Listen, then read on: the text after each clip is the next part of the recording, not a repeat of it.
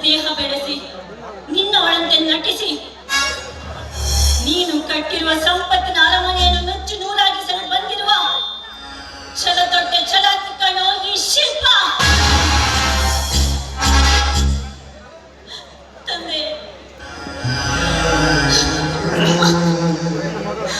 ಕನಸಲ್ಲಿ ಬಂದಾದರೂ ಈ ನಮ್ಮ ಮಗಳನ್ನು ಮನಸಾರೆ ಕಾಪಾಡುತ್ತದೆ.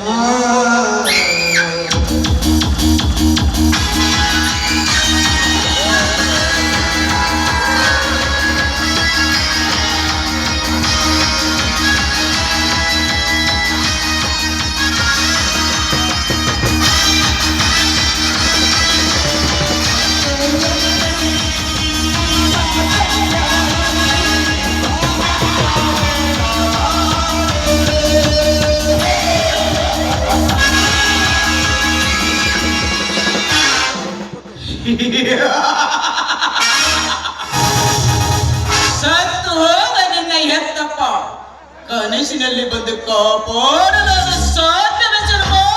ಸಾಧ್ಯವೇ? ಯಾರವರು?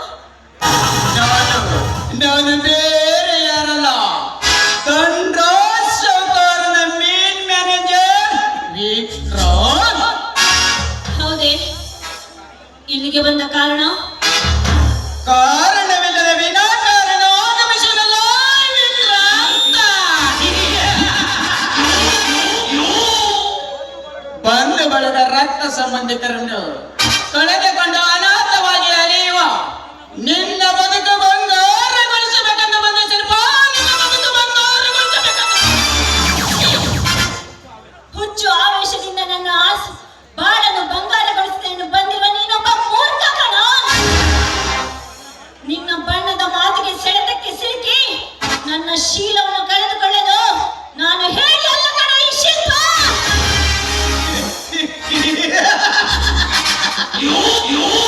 ದಿಕ್ಕಿಲ್ಲದ ಹೆಣ್ಣಿಗೆ ಆಸರೆ ಇಟ್ಟು ಆಶೆ ಪಡಬೇಕೆಂದು ಓಡೋಡಿ ಬಂದರೆ ಈ ರಣಧೀರನಿಗೆ ಮೂರ್ಖನನ್ನು ಸೇರುವೆಯ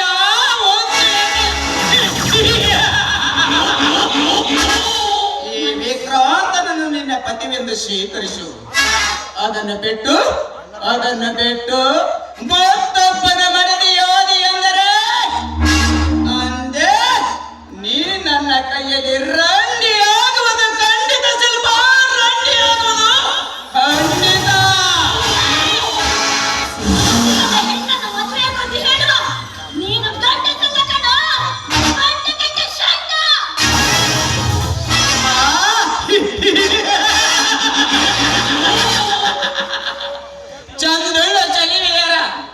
ಚಂದುಳ್ಳ ಚಳಿವೆಯರ ಮನಸ್ಸನ್ನು ಚಂಚಲಗೊಳಿಸಿ ಚಕ್ಕೊಂದಾಡಿ ಸಾವಿರಾರು ಹೆಣ್ಣಿನ ಶೀಲವನ್ನು ಉಂಡ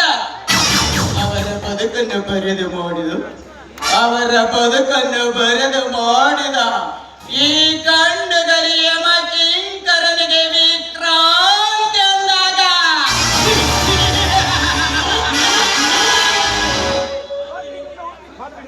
ಒಬ್ಬಿನಿಂದ ಈ ನಿನ್ನ ಕೆಂದುಟಿಗೆ ಸೋಮರವಿಂದ ಹೊಂಬರ ತೀರಿಸಿಕೊಳ್ಳದೆ ಬಿಡುವುದಲ್ಲ ವಿಕ್ರಾಂತ.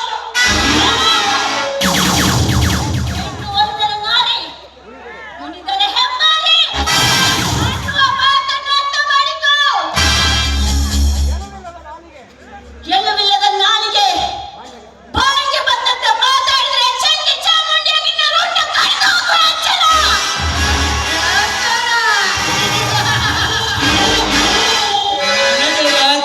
ಹೇಳುವ ಹುಚ್ಚು ಹೆಣ್ಣೆ ಗರತಿಯರಂತೆ ಸೋಗು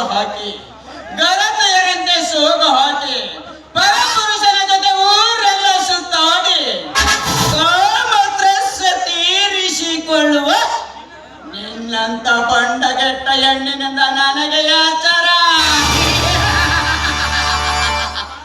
ಶಿಲ್ಪ ಬೇಕಾಗಿಲ್ಲ ಈಗಿನ ಹಾಳ ಪುರಾಣದ ಕಥೆ ನಮಗೆ ಬೇಕಾಗಿಲ್ಲ. ಈ ವಿಕ್ರಾಂತನ ಬಾವು ಬಂಧನದಲ್ಲಿ ಬಿಗಿದಪ್ಪಿ ಅಲಂಕರಿಸಿಕೊಂಡಿದೆಯಾದರೆ ನೀ ಮೆಚ್ಚಿದ ಗಂಡನ ಕೈ ಹಿಡಿದು ಗರತಿಯಾಗಿ ಬಾಳುವೆ ಈ ಪ್ರಪಂಚದಲ್ಲಿ.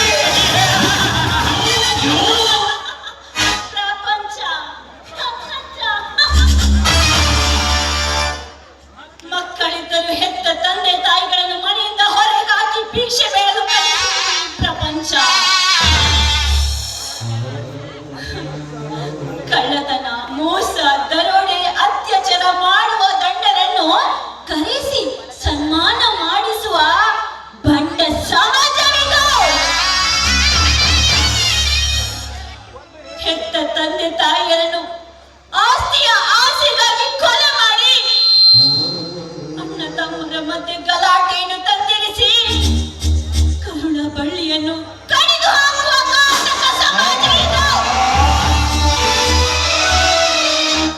ಅನ್ಯಾಯವಾದ ಹೆಣ್ಣು ರಾಜಕೀಯದ ಮುಂದೆ ನ್ಯಾಯ ಕೇಳಲು ಹೋದಾಗ ಆಕೆ ಮಾನಸಿಕ ಹಿಂಸೆಗೆ ಒಳಪಡಿಸಿ ಆತ್ಮಹತ್ಯೆಗೆ ದಾರಿ ಮಾಡಿಕೊಡುವುದು ಸಮಾಜ. ಮಿಸ್ಟರ್ ವಿಕ್ರಮ್, ನಿನ್ನಂತ ಕಾಮುಗನ ಹೆಸರಾಗಿಸುವ ಈ ಸೂಳೆ ಅಲ್ಲ ಕಣು ಶಿಲ್ಪ. ಬಂದ ದಾರಿಗೆ ಸುಂಕ ಇಲ್ಲ ಎಂದು ಹೊರಟು ಹೋಗು ಇಲ್ಲಿಂದ.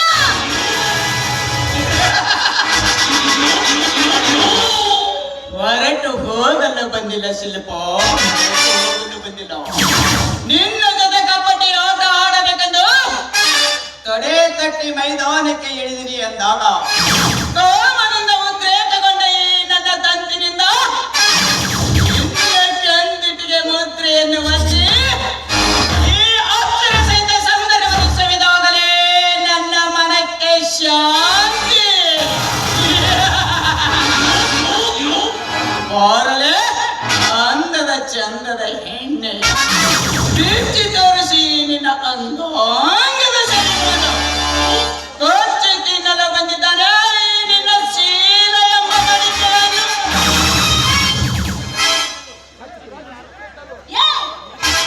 ಕಚ್ಚಿ ತಿನ್ನಲು ನಿನ್ನಿಂದ ಎಂದಿಗೂ ಸಾಧ್ಯವಿಲ್ಲ. ನಾ ಎಂದೇ ರಾವಣ ಕೆಟ್ಟ, ನಾ ಎಂದೇ ದುಶ್ಯಾಸನ ಕೆಟ್ಟ, ನಾ ಎಂದೇ ನೀ ಕಡಬೇಡವೋ ಮೂರ್ಖ.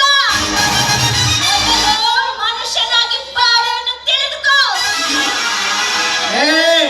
ಗೊಡ್ಡು ವೇದಾಂತ ಹೇಳುವ ದೊಡ್ಡ ರಂಡಿಯೇ ಅಳುವ ಮಗುವಿನ ಮುಂದೆ ಕತೆ ಹೇಳಿದಂತೆ ನನ್ನ ಮುಂದೆ ಹೇಳಲು ಬಯಸಬೇಡ ಶಿಲ್ಪ, ನನ್ನ ಮುಂದೆ ಹೇಳಲು ಬಯಸಬೇಡ. ವ್ಯರ್ಥ ಸಮಯ ಹಾಳು ಮಾಡದೆ ಬಂದು ಸೇರು ಈ ವಿಕ್ರಾಂತನ ಮೋಹಗೊಂಡ ಮನ್ಮಥನನ್ನು. ನೀ ನನ್ನನ್ನು ಕಾಮನದಿಂದ ನೋಡಿದೆ. ನಿಮ್ಮ ಹೆತ್ತ ತಂಗಿಯನ್ನು ತಿಳಿದು ನನ್ನನ್ನು ಬಿಟ್ಟು ಬಿಡಿ. ತಂಗಿ ರಮ್ಯೆ, ಊರ್ವಶಿ, ಮೇನಕೆ, ಅಪ್ಸರೆಯಂತೆ ಈ ನಿನ್ನ ಸೌಂದರ್ಯವನ್ನು ಮಾಯವಾದಾಗ ನಿನಗೆ ನಾ ತಂಗಿ ಅನ್ನಬೇಕೆ?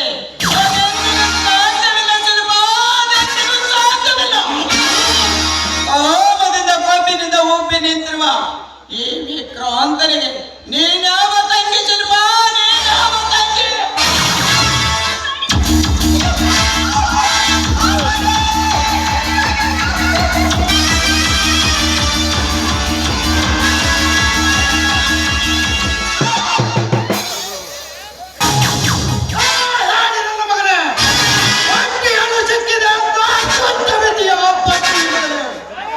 ಅನಾಥವಾದ ಹೆಣ್ಣಿಗೆ ಸಹಾಯ ಮಾಡೋದನ್ನು ಬಿಟ್ಟು ಸರಿಸಾಡಲು ಪ್ರಯತ್ನ ಆಚಿಕೆ ಬರಬೇಕು ನಿನ್ನ ನಾಯಿ ಜನ್ಮಕ್ಕೆ. ನಾವಿಬ್ಬರ ಸರಸ ಸಲಾಪ ಆಡುತ್ತಿರುವಾಗ ಮೈ ಮೇಲೆತ್ತಿರುವಾಗ ನಮ್ಮ ಆಟಕ್ಕೆ ಅಡ್ಡಿಪಡಿಸಿದ ನೀನು ಯಾವನಲ್ಲೇ?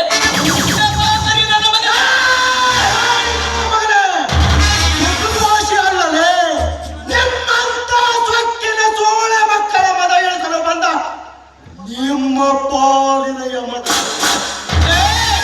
ಪಂಡಿಗೆಯ ಬಡ್ಡಿಯ ಮಗನೇ, ಇವಳನ್ನು ಕಾಪಾಡಲು ಬಂದಿ ಎಂದರೆ ಇವಳು ನಿನಗೆ ತಂಗಿನೋ ಅಕ್ಕನೋ ಕಟ್ಟಿಕೊಂಡವಳು ಅಥವಾ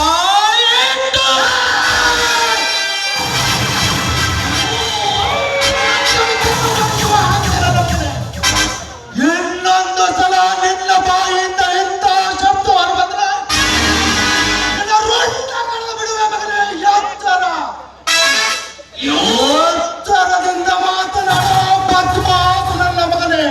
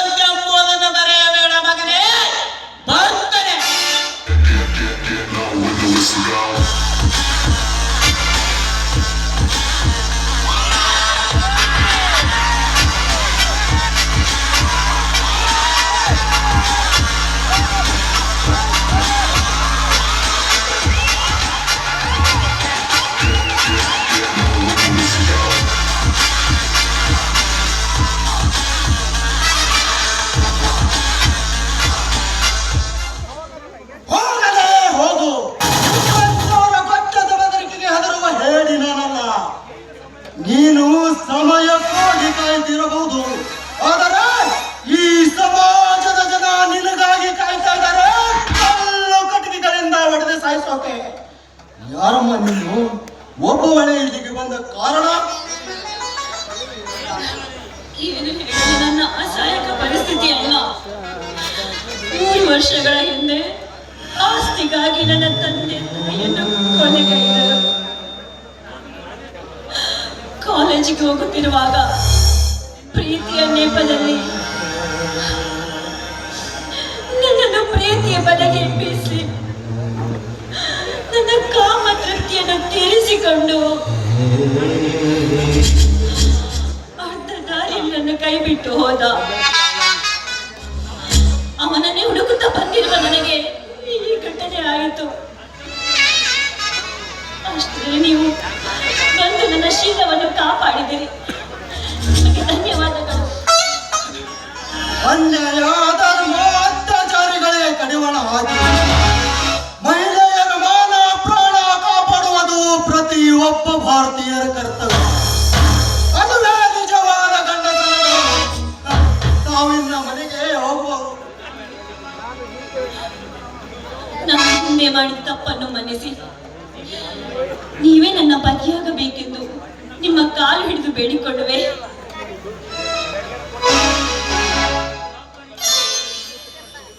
ಒಬ್ಬರಿಗೆ ಮನಸ್ಸು ಕೊಟ್ಟು ಇನ್ನೊಬ್ಬರಿಗೆ ಮದುವೆಯಾಗೋದು ನಮ್ಮ ಸಂಸ್ಕೃತಿಯಲ್ಲೇ ಇಲ್ಲ ಶಿಲ್ಪ. ಅದು ಹೆಣ್ಣಿನ ಧರ್ಮಕ್ಕೆ ಶೋಭೆ ತರುವುದಿಲ್ಲ. ನಿನಗೆ ಮೋಸ ಮಾಡಿದ ವ್ಯಕ್ತಿಯ ಊರು ಯಾವುದು ಅಂತ ಹೇಳಿದರೆ ಸಾಕು, ಅವನನ್ನು ಹುಡುಕಿ ನಿನ್ನ ಮದುವೆ ಮಾಡುವಾರ ನನ್ನದು. ಹುಚ್ಚು ಆವೇಶದಿಂದ ದುಡುಕಿ ಮತ್ತೆ ಕೆಡುಕು ಮಾಡಿಕೋಬೇಡ ಶಿಲ್ಪ. ವೀರಭದ್ರ, ಇಂದಿನ ಕಾಲದಲ್ಲಿ ಪತಿವ್ರತೆ ಯಾರಿದ್ದಾರೆ ಹೇಳು? ಮದುವೆಯ ಮುಂಚೆಯೇ ಮಾಡುವುದೆಲ್ಲವನ್ನು ಮಾಡಿ ಗಂಡನ ಮನೆಯಲ್ಲಿ ಗರತಿ ಗಂಗವನಂತೆ ಬಾಳುತ್ತಿರುವ ಸಮಾಜ ಇದು. ಅಂದಾಗ ನೀನು ಅದರ ಬಗ್ಗೆ ಆಲೋಚಿಸಬೇಡ. ನನ್ನನ್ನು ಮದುವೆಯಾಗುತ್ತೇನೆಂದು ಮಾತು ಕೊಡು ನನಗೆ.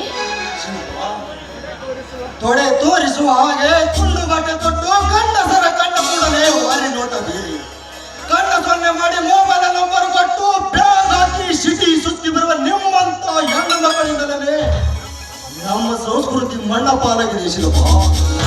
ನಿನ್ನಾದರೂ ನಿನ್ನ ಬಾಳಿನ ಬಗ್ಗೆ ಯೋಚಿಸು. ಯೋಚನೆ ಮಾಡಿ ಈ ನಿರ್ಧಾರವನ್ನು ತೆಗೆದುಕೊಂಡಿರುವೆ.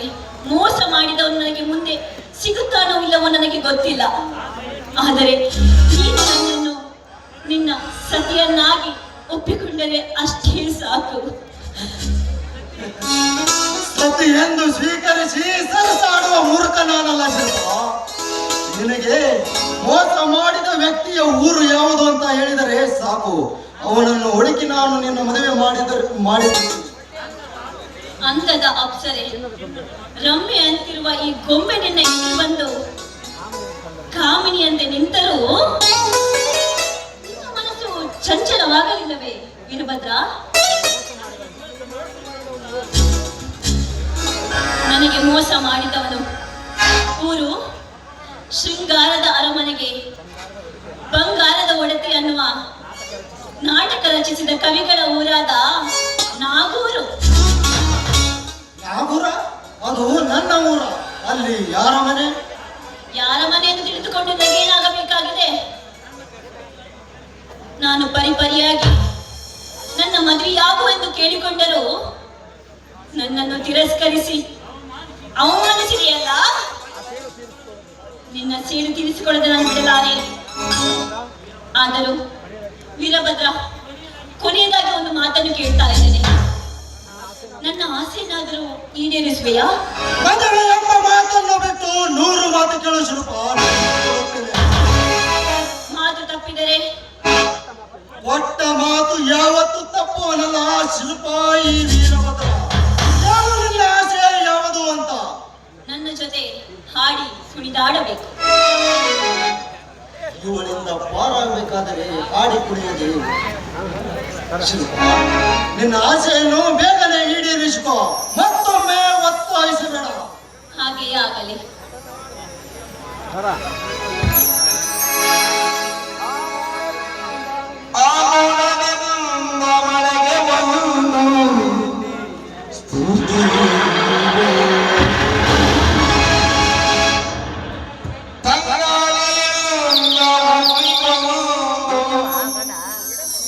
ಪ್ರೀತಿ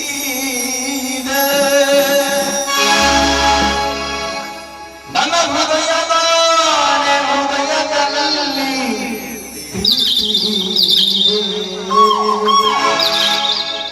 ಆ ಕಥೆಗಳೆಲ್ಲ ಕಣ್ಣ ತುಂಬಿ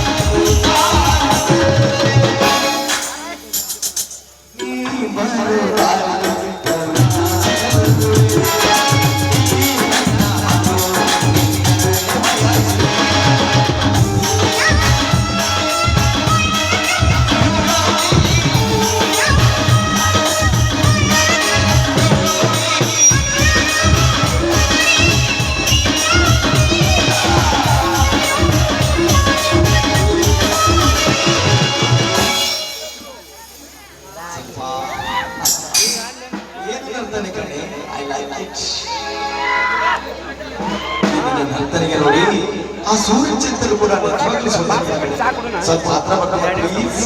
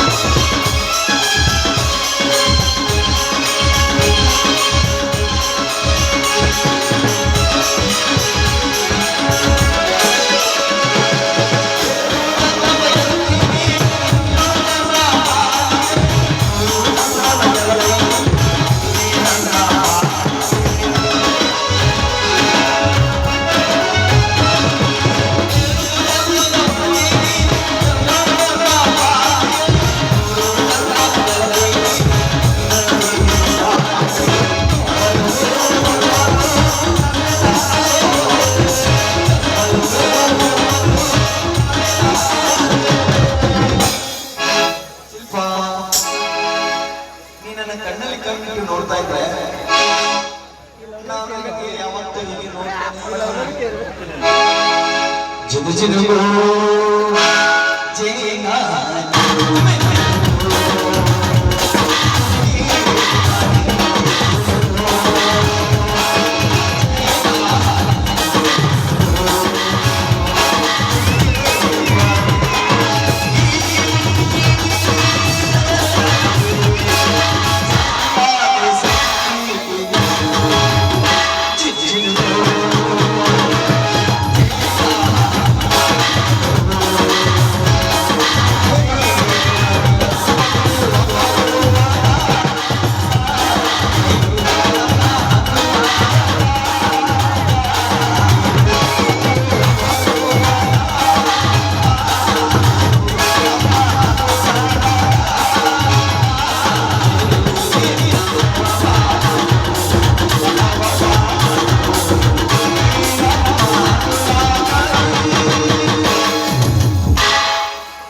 ಒಂದು